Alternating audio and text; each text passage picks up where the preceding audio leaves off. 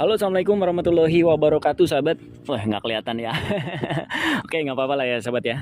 Oke, gue pengen kasih tahu nih, sahabat, tips sama trik buat kalian yang pemula pengen punya motor Suzuki Satria injeksi khususnya yang dibeli dengan cara murah dan bekas. Nah, bakalan gue kasih tahu tipsnya nih, gimana caranya ngecek motor Suzuki Satria injeksi khususnya yang bekas pakai. Yang pertama adalah budgetnya sama seperti gue tentukan waktu itu budgetnya adalah 10 juta atau 10 jutaan lebih. Jadi gue tentukan dulu budgetnya. Kalau misalkan ada motor yang bagus lalu budgetnya di atas dari biaya atau duit gua atau budget gua, itu nggak bakalan gua beli atau gua bakalan gua tawar, gua skip aja gitu ya. Kecuali budgetnya mendekati, misalkan 10 juta lebih sekian atau 11 juta lebih sekian, 12 juta lebih sekian, mungkin boleh ya kita tawar-tawar gitu, sahabat ya. Lalu yang kedua adalah kalian cari atau kalian hunting atau kalian berburu selama beberapa bulan atau selama beberapa minggu. Boleh di forum Facebook, boleh di OLX, boleh di dealer motor bekas gitu ya. Ini kalau misalkan kalian udah tentukan budgetnya, kalian udah punya budgetnya misalkan 10 juta lebih itu, atau kalian punya budgetnya 10 juta, kalian cari di forum-forum jual beli online, jangan terburu-buru. Tunggu seminggu, barangkali minggu ini belum ada yang posting, minggu depan ada yang posting, barangkali minggu depan ada yang posting tapi kurang seret.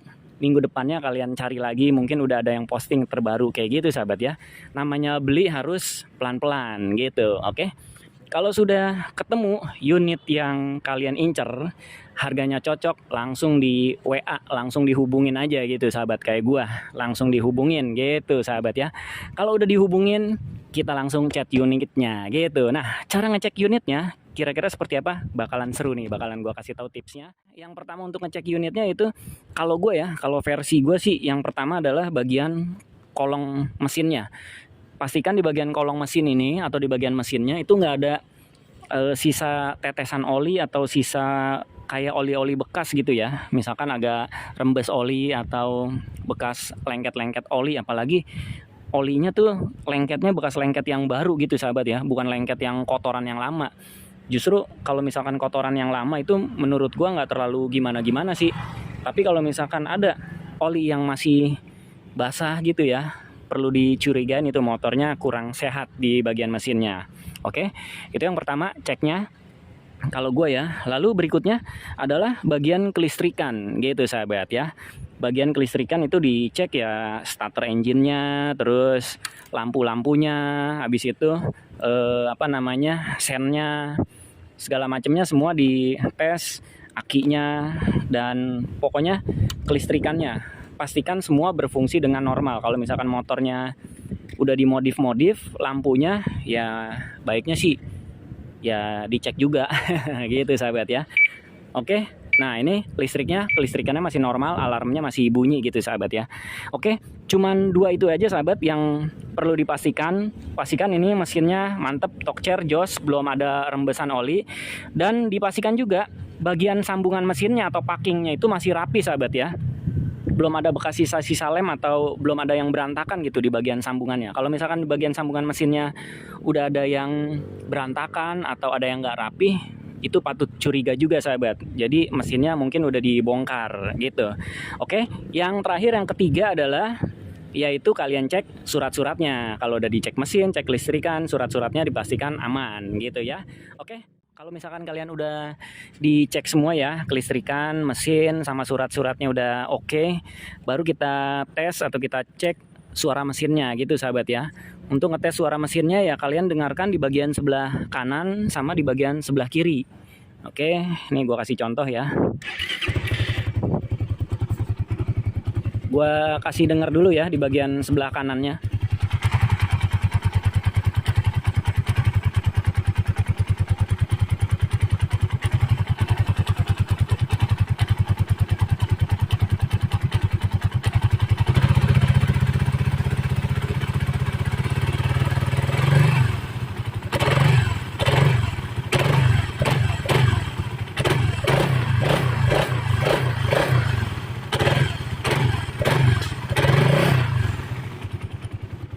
Oke, cukup ya, sahabat.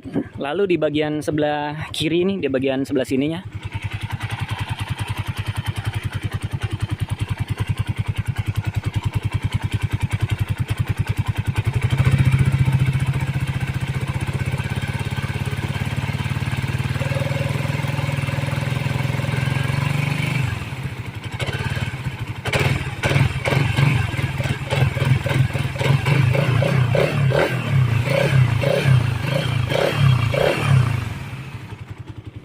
Oke, kira-kira kayak gitu sahabat.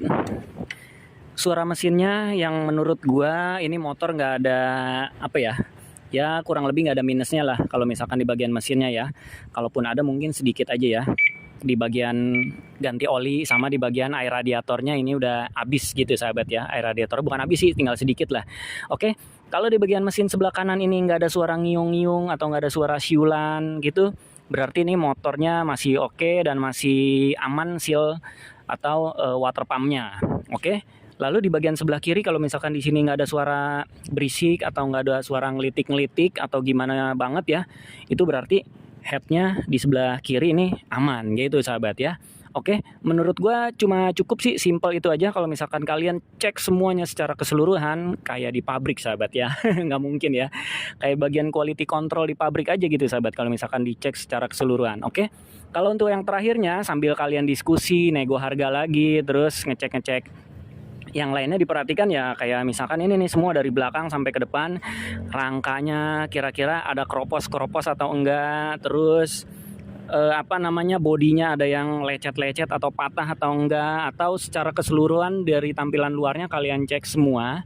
Kalau misalkan ada yang minus-minus, lecet-lecet atau gimana ya bolehlah kalian nego gitu sahabat ya. Baiklah sahabat, ini kesimpulan terakhir nih. Oke sahabat, kalau misalkan kalian udah dites-tes kayak tadi, langsung dibawa jalan aja, dites ride aja motornya. Oke, kalau saat dites jalan ada kendala dan ada yang bermasalah ya kalian bisa nego lagi gitu sahabat ya, untuk mendapatkan unit yang benar-benar baik gitu. Oke, kesimpulannya adalah kalau misalkan kalian pengen motor yang sempurna dan bekas, itu budgetnya jangan 10 juta, harus lebih dari 10 juta gitu sahabat ya. Ya terus kalau misalkan kalian dapat informasi harga yang lebih murah, unitnya bagus dan sempurna, itu dipastikan mungkin motornya bermasalah ya. Jadi kalau misalkan motor yang harganya di bawah pasaran itu mendingan di skip aja. Itu pasti kalau nggak penipuan, pasti motornya ada bermasalah. Entah mesinnya bermasalah, entah surat-suratnya bermasalah, atau bagaimana. Ya pokoknya di skip aja, jangan dibeli gitu sahabat ya. Mendingan pilih yang pasti-pasti aja, surat-surat lengkap, kondisi mesin jos, terus kelistrikan aman, habis itu harganya rasional gitu ya. Oke, lalu ya udah sahabat, kalau misalkan udah dites seperti itu kalian tinggal beli aja. Oke, tinggal dibayar. Dan gimana bang kalau misalkan gue bisanya kredit bang? Ya kalau misalkan kalian bisanya kredit, kalian cari di dealer-dealer yang menjual motor bekas, khususnya Suzuki Satria injeksi gitu ya, atau Suzuki Satria lah pokoknya ya. Tapi menurut gue itu agak jarang sih ya. Menurut gue kayak gitu aja sahabat.